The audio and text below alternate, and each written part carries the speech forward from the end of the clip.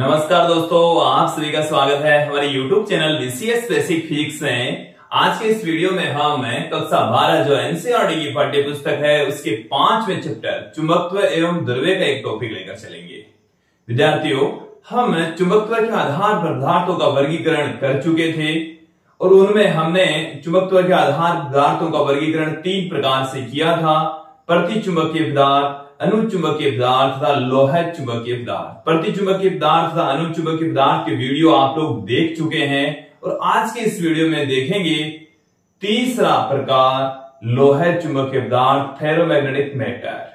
विद्यार्थियों, आज के इस वीडियो में लोह चुंबकीय पदार्थ क्या होते हैं, लोह चुंबकत्व का गुण क्या होता है, इसकी व्याख्या देखेंगे। लोह चुंबकीय पदार्थों के गुण भी यहां पर आप लोग देखने वाले हैं। साथ में आप देखेंगे क्यूरी वाइस का नियम, क्यूरी ताप क्या होता है, ये सब कुछ आज के इस वीडियो में आप लोग देखने वाले हैं। विद्यार्थियों, यदि आप हमारे YouTube चैनल पर नए हैं तो चैनल को सब्सक्राइब कर दीजिए, बेल आइकन भी दबा दीजिए ताकि आपको आगे की वीडियोज की नोटिफिकेशन मिलती रहे। अब वीडियो स्टार्ट करते हैं और हम बात करते हैं लोह चुंबकीय पदार्थ की।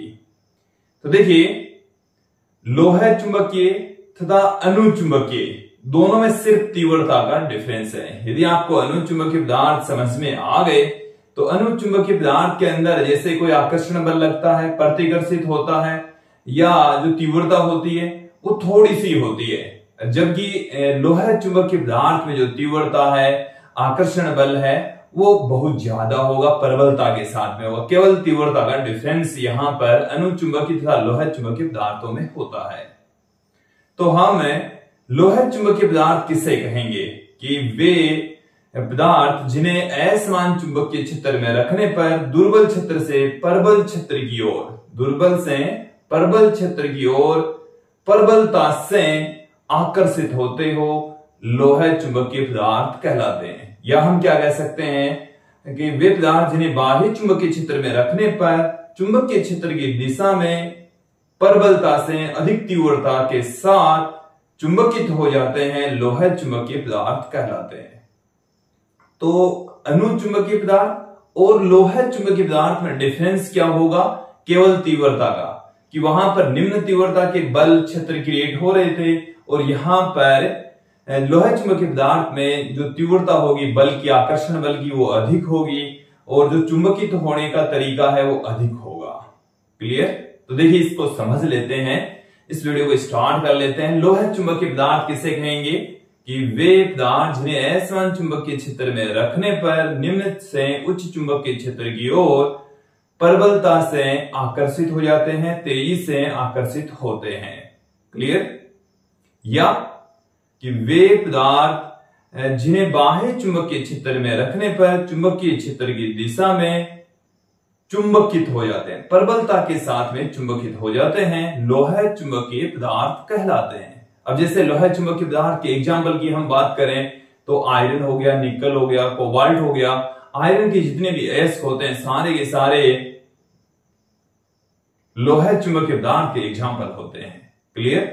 तो यहां पर हम देख लेते हैं इसकी डेफिनेशन। तो क्या है परिभाषा कि वे पदार्थ जिन्हें बाह्य चुंबकीय क्षेत्र में रखने पर, बाह्य चुंबकीय क्षेत्र में रखने पर, बाह्य चुंबकीय क्षेत्र में रखने पर चुंबकीय क्षेत्र की दिशा में, चुंबकीय क्षेत्र की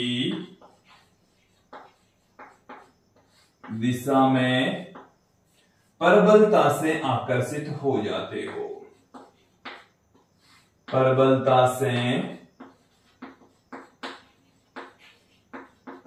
आकर्षित हो जाते हो,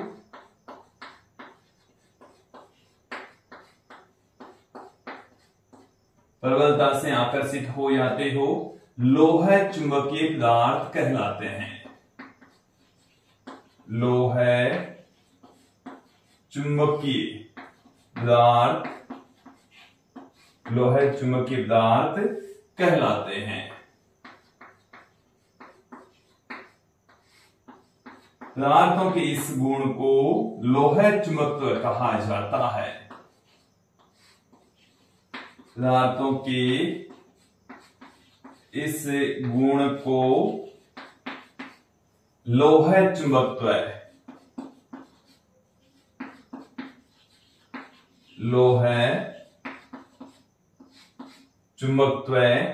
कहा जाता है।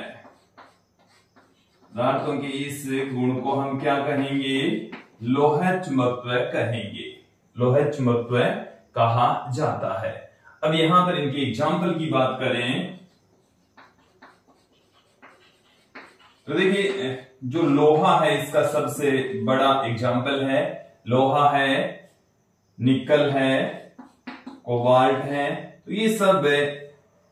और जो आयरन है इसके अयस्क Fe2O3 है, Fe3O4 है, ये सब लोह चुंबकीय पदार्थों के एग्जाम्पल्स हैं।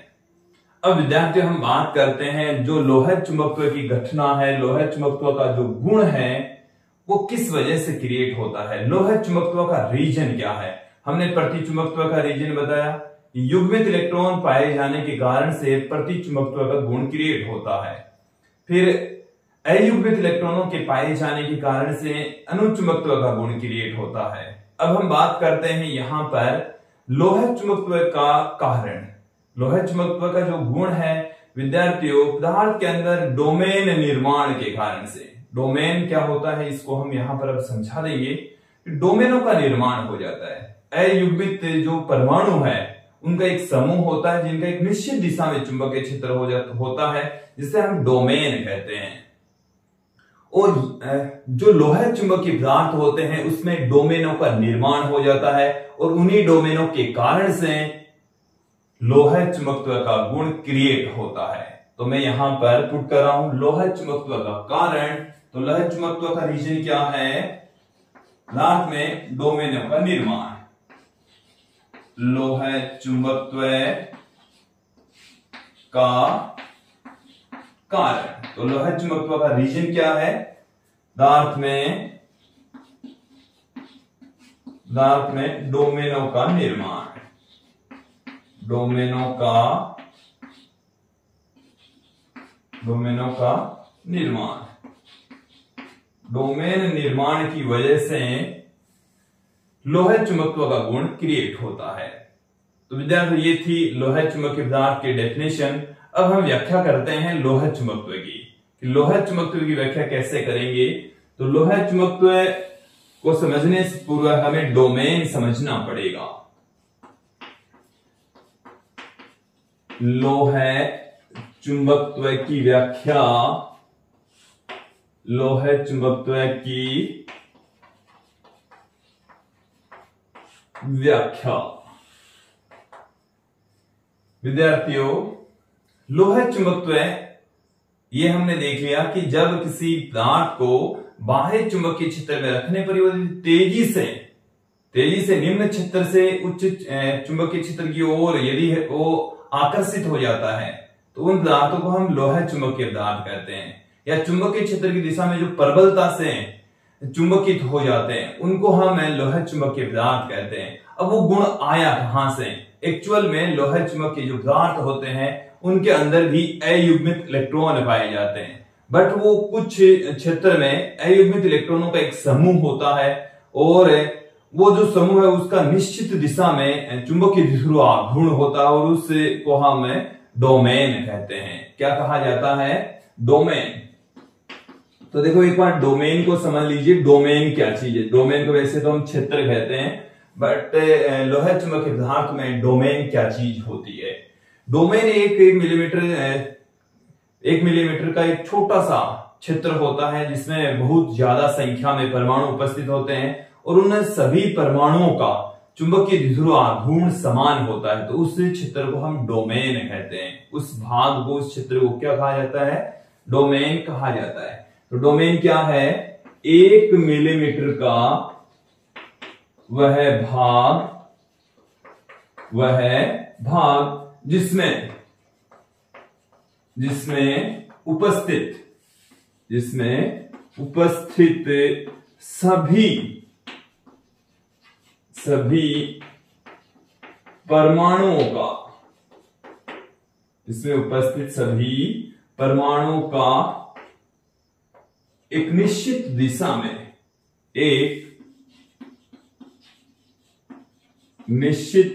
दिशा में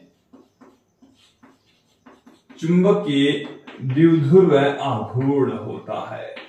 एक निश्चित दिशा में चुंबकीय द्विध्रुव आघूर्ण होता है, डोमेन कहलाता है। क्या कहलाता है? डोमेन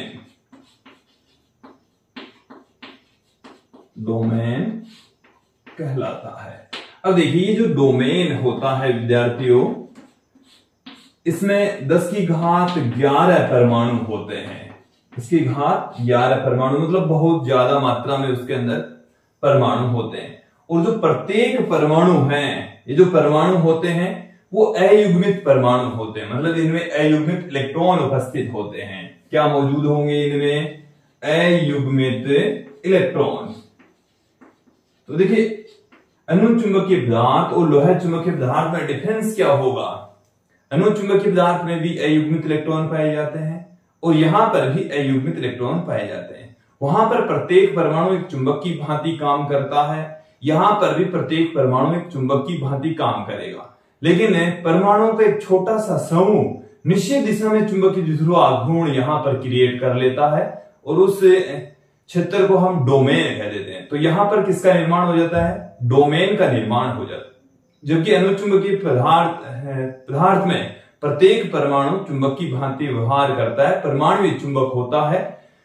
जबकि यहां पर परमाणु का एक छोटा सा समूह निश्चित दिशा में चुंबकीय द्विध्रुव आघूर्ण क्रिएट कर लेता है, जिसे हम डोमेन कहते हैं। जिसे क्या कहा जाता है? डोमेन कहा जाता है।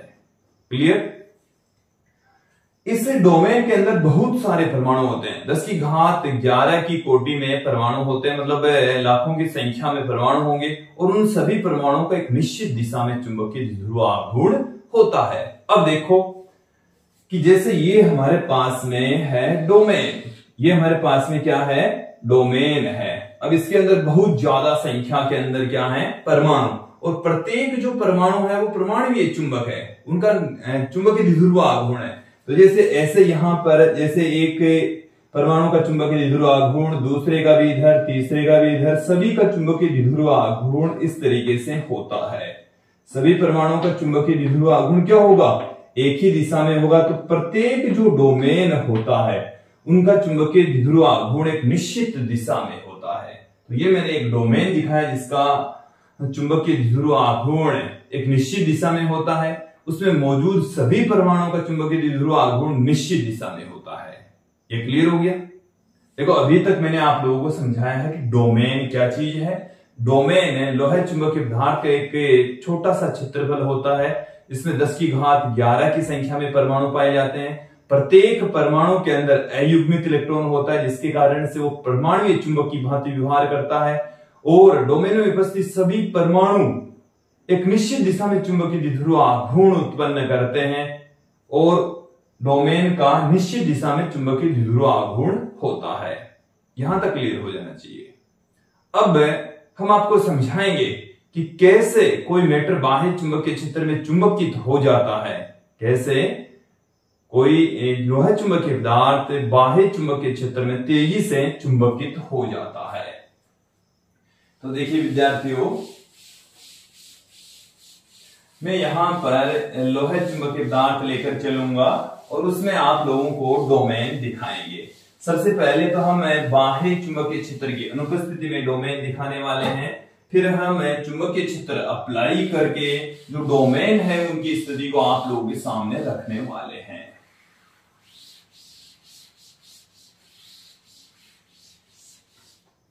देखिए विद्यार्थियों, ये हमारे पास में है लोहा चुंबकीय पदार्थ।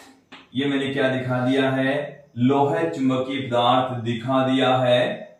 ये क्या है? लोहा चुंबकीय पदार्थ। यहां पर हमने कोई चुंबकीय क्षेत्र नहीं लगाया है। यहाँ पर हमने पहले से कोई मैग्नेटिक फील्ड अप्लाई नहीं किया है। जैसे ये कोई लोहे का टुकड़ा है, ये क्या है, लोहा है, क्योंकि लोहा चुंबकीय पदार्थ के एक एग्जाम्पल क्या है, लोहा। ये तो ये लोहा समझ लीजिए, लोहा चुंबकीय पदार्थ समझ लीजिए। अब इसके अंदर क्या होते हैं, डोमेन होते हैं। इसमें क्या होंगे, डोमेन होंगे। तो ये मैंने यहां पर आप लोग को दिखाए हैं कुछ डोमेन, जो आप गोले देख रहे हैं डोमेन है। और हम ये जानते हैं कि डोमेन के अंदर क्या होता है,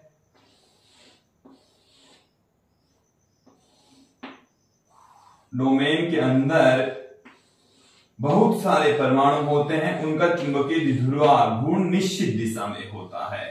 ये मैंने एक लोहा है, देखिए इसके अंदर ये बहुत सारे परमाणु हैं, उनका चुंबकीय द्विध्रुव गुण इधर है। इसमें बहुत सारे परमाणु हैं, उनका चुंबकीय द्विध्रुव गुण इस दिशा में है। तो ये मैंने यहां पर बहुत सारे डोमेन दिखाए हैं, और डोमेन के अंदर क्या मौजूद है, परमाणु मौजूद हैं, जिनका चुंबकीय आघूर्ण एक निश्चित दिशा में होता है। इनका चुंबकीय आघूर्ण क्या होता है, एक निश्चित दिशा में होता है। जो एरो के निशान आप लोगों को दिखाया है हमने, वो बहुत सारे परमाणुओं के कारण से उत्पन्न चुंबकीय द्विध्रुव आघूर्ण की डायरेक्शन को शो करते हैं।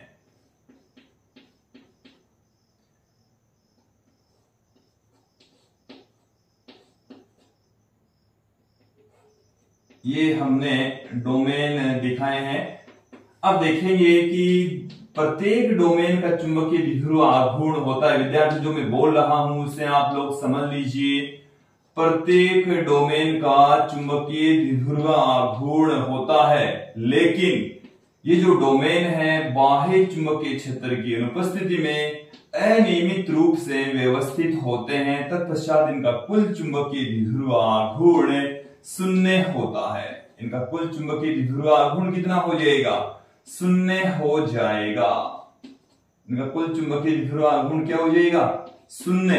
तत्पश्चात ये एक साधारण पदार्थ की भांति ही बिहेव करते हैं। इनका कुल चुंबकीय द्विध्रुव आघूर्ण कितना आ जाएगा विद्यार्थियों, 0। जब B 0 तो कुल चुंबकीय द्विध्रुव आघूर्ण भी इनका कितना हो जाएगा, 0 हो जाएगा, शून्य हो जाएगा। इसको आप लोग एक बार समझ लीजिए अच्छे से कि जब बाह्य चुंबकीय क्षेत्र अनुपस्थित होता है, बाह्य चुंबकीय क्षेत्र हम अप्लाई नहीं करते हैं, तो चुंबकीय द्विध्रुव आघूर्ण भी शून्य होता है। जैसे लोहा है तो लोहा चुंबक की भांति व्यवहार नहीं करेगा, बाह्य चुंबकीय क्षेत्र नहीं लग रहा है तो वो चुंबक की भांति व्यवहार नहीं करेगा, वो एक साधारण पदार्थ की भांति व्यवहार करता है, क्योंकि उसका कुल चुंबकीय द्विध्रुव आघूर्ण क्या होता है, शून्य।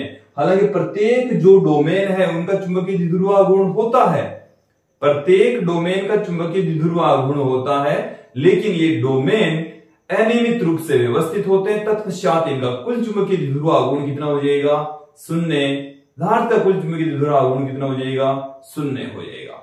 अब हम इस डोमेन को बाह्य चुंबकीय क्षेत्र में रख देते हैं। इस डोमेन को हम कहां रख दें, बाह्य चुंबकीय क्षेत्र में रख दें, तो क्या होगा, देखिए हम इस तरीके से दिखा सकते हैं। ये हमारे पास में लोहा चुंबकीय पदार्थ हैं, और लोहा चुंबकीय पदार्थ के अंदर ये हम दिखा रहे हैं डोमेन, ये हमने दिखा दिए डोमेन।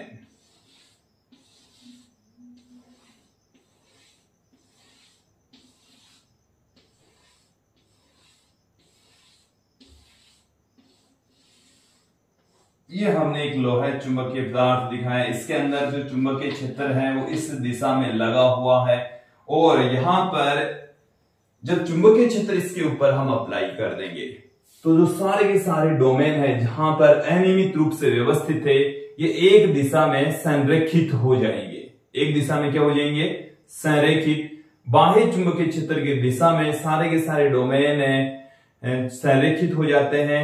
तत्पश्चात इसके अंदर एक निश्चित दिशा में बाह्य चुंबकीय क्षेत्र की दिशा में चुंबकीय द्विध्रुव आघूर्ण उत्पन्न हो जाएगा। क्या उत्पन्न हो जाएगा, चुंबकीय द्विध्रुव आघूर्ण।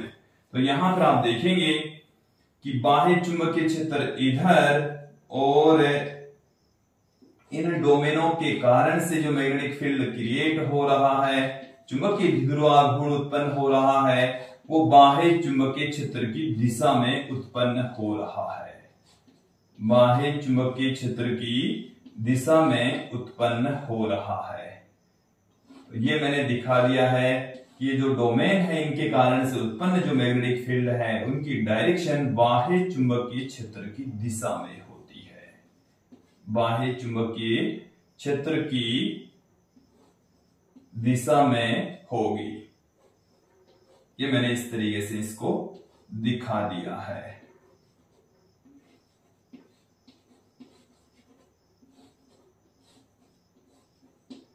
तो विद्यार्थियों ये था लोह चुंबकत्व। अब जब आपने चुंबकीय क्षेत्र लगा दिया तो इस दिशा में ही चुंबकीय द्विध्रुव आघूर्ण भी उत्पन्न हो जाएगा। मैग्नेटिक डाइपोल मोमेंट बाह्य चुंबकीय क्षेत्र की दिशा में क्रिएट हो जाता है, उत्पन्न हो जाता है। तो ये था लोह चुंबकत्व। तो आप लोगों ने यहां पर समझ लिया कि जब हम लोह चुंबकीय पदार्थ पर बाह्य चुंबकीय क्षेत्र नहीं लगाते हैं, बाह्य चुंबकीय क्षेत्र नहीं लगाते हैं तो इनमें चुंबकीय द्विध्रुव आघूर्ण शून्य होता है। ये साधारण पदार्थ की भांति व्यवहार करते हैं, ये चुंबक की भांति व्यवहार नहीं करते। लेकिन जैसे ही इनके ऊपर चुंबकीय क्षेत्र लगा देंगे तो इनकी जो डोमेन है वो बाह्य चुंबकीय क्षेत्र की दिशा में संरेखित हो जाएंगे और इनका एक निश्चित दिशा में चुंबकीय क्षेत्र की दिशा में चुंबकीय द्विध्रुव आघूर्ण उत्पन्न हो जाएगा और उसी दिशा में सारे के सारे डोमेन संरेखित हो जाएंगे। कुल चुंबकीय द्विध्रुव आघूर्ण बाह्य चुंबकीय क्षेत्र की दिशा में क्रिएट हो जाता है। अब यदि आप ऐसा करने के पश्चात फिर से चुंबकीय क्षेत्र हटा लें तो क्या होगा? चुंबकीय क्षेत्र हटा लिया, इट मींस आपने जीरो कर दिया, तो वापस डोमेन उसी परिस्थिति में घूम जाएंगे। देखो एक बार डोमेन इस तरीके से हो गए तो फिर वापस ऐसे कैसे हो गए?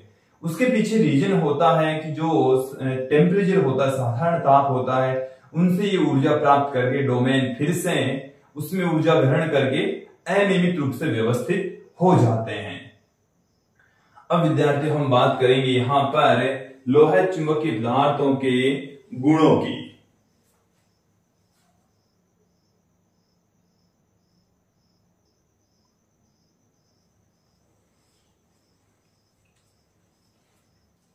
लोह चुंबकीय पदार्थों के गुण। देखिए एक तो गुण हम इसकी डेफिनेशन से दे देंगे कि वे पदार्थ जिन्हें बाह्य चुंबकीय क्षेत्र में रखने पर चुंबकीय क्षेत्र की दिशा में प्रबलता से चुंबकित हो जाते हैं, तो उनको हमने लोह चुंबकीय पदार्थ कहा था। तो इसकी पहली प्रॉपर्टी तो क्या हो जाएगी कि ये पदार्थ बाह्य चुंबकीय क्षेत्र में प्रबलता से चुंबकित हो जाते हैं, चुंबकीय क्षेत्र की दिशा में प्रबलता के साथ में चुंबकित हो जाते हैं। दूसरी प्रॉपर्टी, इन्हें बाह्य चुंबकीय क्षेत्र में असमान चुंबकीय क्षेत्र में रखने पर निम्न से उच्च चुंबकीय क्षेत्र की ओर तेजी से आकर्षित हो जाते हैं। तेजी से क्या हो जाएंगे? आकर्षित हो जाएंगे। इन पदार्थों में से निर्वात की तुलना में गुजरने वाली चुंबकीय क्षेत्र की क्षेत्र रेखाओं की संख्या अत्यधिक होती है।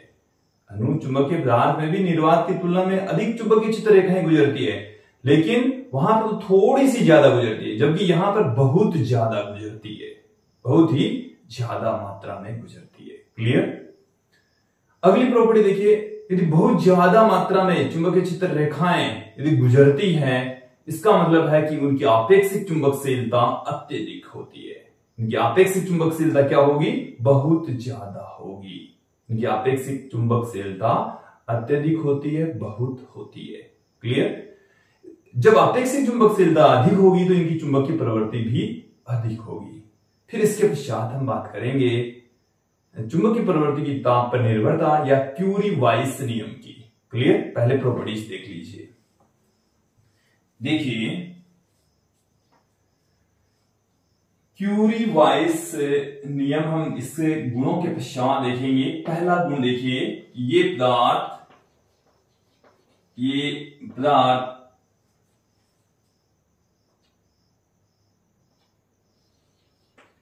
बाह्य चुंबकीय क्षेत्र में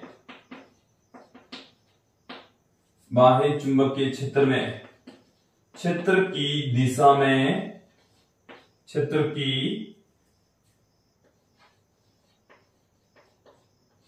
दिशा में प्रबलता से चुंबकित हो जाते हैं। प्रबलता से चुंबकित, प्रबलता से चुंबकित हो जाते हैं। पहली प्रॉपर्टी आप लोगों को समझ में आ गई होगी। दूसरी प्रॉपर्टी क्या है? इन्हें असमान चुंबकीय क्षेत्र में रखने पर, असमान चुंबकीय क्षेत्र में रखने पर, असमान चुंबकीय क्षेत्र में रखने पर निम्न से उच्च चुंबकीय क्षेत्र की ओर, निम्न से उच्च चुंबकीय क्षेत्र की ओर, निम्न से उच्च चुंबकीय क्षेत्र की ओर प्रबलता से आकर्षित हो जाते हैं, प्रबलता से आकर्षित हो जाते हैं। देखिए, इसको भी आप लोग समझ लीजिए कि हमारे पास में ये कोई दो चुंबक हैं जिनके बीच की डिस्टेंस काफी कम है। ये कोई प्याली है, इसके अंदर हम लिक्विड फॉर्म में, यहां पर B का मान है अधिक, मध्य भाग में B क्या है? अधिक है। तो यहां पर लोहे चुंबकीय पदार्थ रखने पर वहां पर इकट्ठा हो जाएगा, बहुत ज्यादा मात्रा में इकट्ठा हो जाएगा। ये है लोहे चुंबकीय पदार्थ जो कि उच्च चुंबकीय क्षेत्र की ओर विस्थापित हो जाता है। यहां पर कम है तो वो इधर आ जाएगा, यहां पर निम्न चुंबकीय क्षेत्र है तो ये निम्न चुंबकीय क्षेत्र से उच्च चुंबकीय क्षेत्र की ओर विस्थापित हो जाता है। एक ऐसा भी हो सकता है जब चुंबकीय ध्रुव काफी दूर दूर हो, जब चुंबकीय ध्रुव क्या हो, यहां पर जो चुंबकीय क्षेत्र है वो कम है, तो लोहे चुंबकीय पदार्थ हैं इनके ध्रुवों पर ही इकट्ठा रहेगा, इनके ध्रुवों के आसपास ही मौजूद रहेगा, क्योंकि ध्रुवों पर जो चुंबकीय क्षेत्र है वो अधिक होता है। ध्रुवों पर चुंबकीय क्षेत्र क्या होगा? अधिक होगा। तो ये थी दूसरी प्रॉपर्टी। अगली प्रॉपर्टी की ओर बढ़ते हैं कि इन पदार्थों में से तीसरी जो प्रॉपर्टी है वो क्या है कि लोहे चुंबकीय पदार्थों में से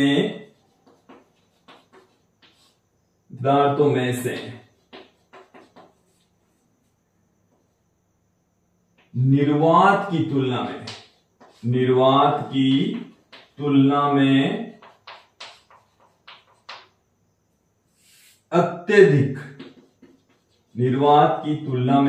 अत्यधिक चुंबकीय क्षेत्र रेखाएं गुजरती है। निर्वात की तुलना में अत्यधिक चुंबकीय क्षेत्र रेखाएं गुजरती है।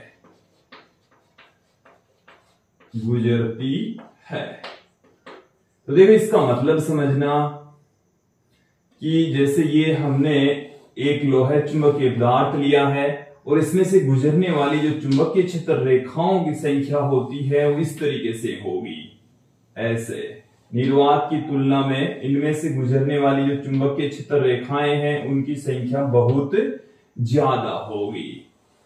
निर्वात की तुलना में इनमें से गुजरने वाली चुंबकीय क्षेत्र रेखाओं की संख्या क्या होगी? अधिक होगी। ये इस तरीके से हम इनको दिखा सकते हैं।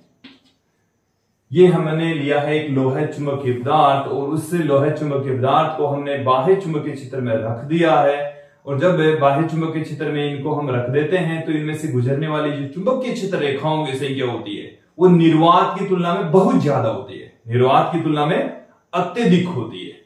और जब निर्वात की तुलना में अत्यधिक होती है इसका मतलब है कि इनकी आपेक्षिक चुंबकशीलता या आपेक्षिक पारगम्यता एक से बहुत बड़ी होती है। इनकी आपेक्षिक चुंबकशीलता अत्यधिक होती है। इनकी आपेक्षिक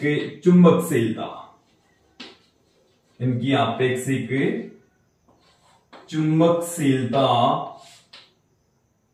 अत्यधिक होती है या अधिक होती है? एक से काफी बड़ी होती है, एक से काफी ज्यादा होती है। Mu R very very greater than 1, एक से बहुत बड़ी होती है। अब यहां पर आप देखेंगे अगली प्रॉपर्टी, इनकी चुंबकीय प्रवृत्ति भी अधिक होती है। इनकी चुंबकीय प्रवृत्ति। देखो चुंबकीय प्रवृत्ति धनात्मक ऋणात्मक हो सकती है। ऋणात्मक है तो चुंबकीय क्षेत्र की विपरीत दिशा में पदार्थ चुंबकित होता है। तो यहां पर इनकी चुंबकीय प्रवृत्ति धनात्मक होती है। इसका मतलब है चुंबकीय क्षेत्र की दिशा में ही चुंबकित होता है। वह अत्यधिक होती है, धनात्मक भी होती है और अत्यधिक होती है, क्योंकि म्यू में से जब एक घटा देते हैं तो चुंबकीय प्रवृत्ति आप लोगों को मिल जाएगी, क्योंकि चुंबकीय प्रवृत्ति काई बराबर μr-1 हम पुट कर सकते हैं। तो ये थी चुंबकीय प्रवृत्ति जो कि धनात्मक और उच्च होती है। अब विद्यार्थी हम अगली प्रॉपर्टी की ओर बढ़ेंगे और अगली प्रॉपर्टी ये बताएगी कि जो चुंबकीय प्रवृत्ति होती है वो ताप पर किस तरीके से डिपेंड करती है। विद्यार्थियों उसे हम समझेंगे क्यूरी वाइस नियम की सहायता से। जो पीरे क्यूरी है और वाइस दो अलग अलग साइंटिस्ट है और उन्होंने दोनों ने मिलकर क्यूरी वाइस नियम दिया। और ये जो नियम है वो क्या है अभी समझ लेते हैं।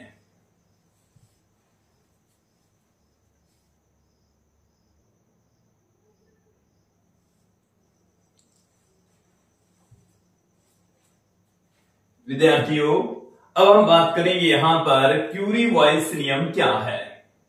देखिए पहले ही आप लोग ये समझ लीजिए कि जैसे हमारे पास में कोई लोहा चुंबकीय पदार्थ है और उसे जब हम गर्म करेंगे तो उसके अंदर से जो लोहा चुंबकत्व का गुण है वो धीरे धीरे कम होता चला जाएगा। जो लोहा चुंबकीय पदार्थ है वो उच्च ताप पर अनुचुंबकीय पदार्थ की भांति बिहेव करने लग जाता है। ये बात समझ में आ गई।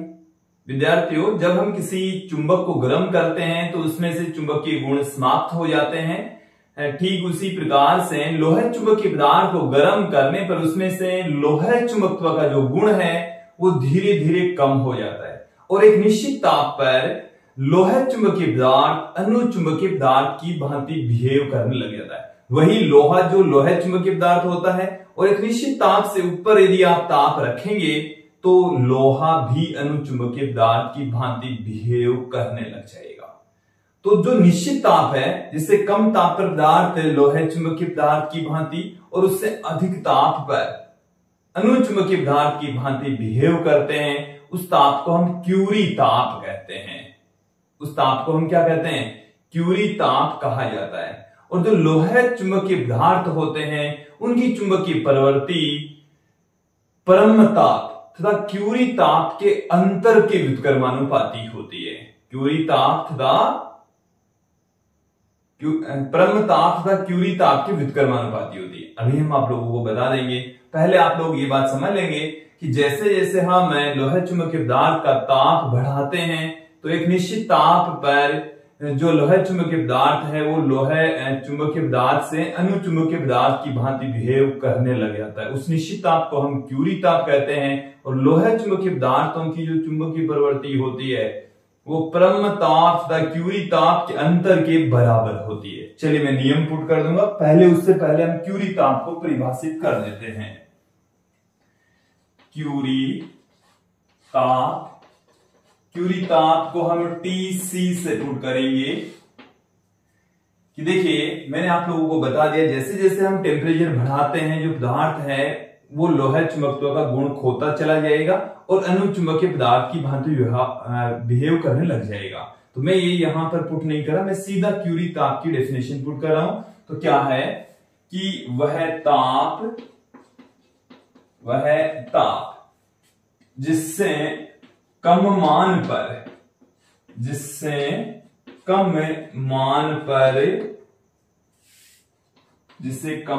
पर पदार्थ लोहा चुंबकीय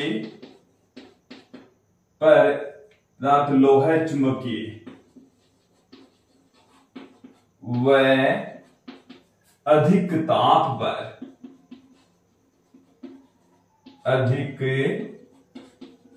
पर अनुचुंबकीय पदार्थ की भांति बिहेव करता है। अनुचुंबकीय पदार्थ की भांति कार्य करता है। अनुचुंबकीय पदार्थ की भांति अनुचुंबकीय पदार्थ की भांति व्यवहार करता हो, व्यवहार करता हो, क्यूरी ताप कहलाता है। क्यूरी ताप कहलाता है। टीसी से इसको हम प्रदर्शित करते हैं। देखिए, ये जो क्यूरी ताप है वो अलग अलग पदार्थों के लिए निश्चित होता है। जैसे मैं बात करूं लोहे की, तो लोहे के लिए जो क्यूरी ताप होता है वो 760 डिग्री होता है। 770 डिग्री, या हम केल्विन में कहें तो 1043 केल्विन होता है। 1043 केल्विन होता है। तो लोहे का जो क्यूरी ताप है वो भी मोस्टली एग्जाम्स में पूछ लिया जाता है। तो अलग अलग पदार्थों के लिए क्यूरी ताप की वैल्यू अलग अलग होती है। तो लोहे का क्यूरी ताप कितना होता है? 1043 केल्विन होता है। इसके अलावा जैसे मैं बात करूं कोबाल्ट की, तो कोबाल्ट के लिए इसका मान होता है 1394 केल्विन। निकल की बात करें तो 631 केल्विन। गैडोलियम की बात करें तो गैडोलियम का जो क्यूरी ताप होता है वो काफी कम होता है, 317 केल्विन ही होता है। तो मैं यहां पर कुछ जो लोहा चुंबकीय पदार्थ हैं उनके क्यूरी ताप यहां पर पुट कर देता हूं। एक तरफ तो मैं लिख रहा हूं पदार्थ का नाम और दूसरी तरफ मैं पुट करूंगा उनका क्यूरी ताप, उनका क्यूरी ताप। लोहे का जो क्यूरी ताप है सबसे इंपॉर्टेंट है लोहा। पदार्थ हमने क्या लिया है? लोहा ले लिया है। और लोहे का क्यूरी ताप कितना होता है? 1043 केल्विन, या हम कह सकते हैं 770 डिग्री सेंटीग्रेड। 770 डिग्री सेंटीग्रेड भी इसको हम कह सकते हैं।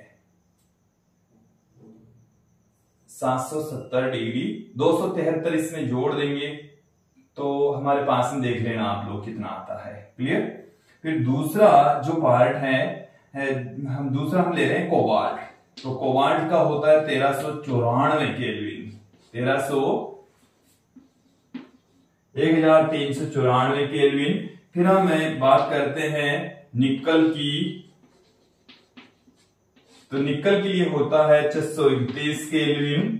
फिर हम बात करते हैं गैडोलियम,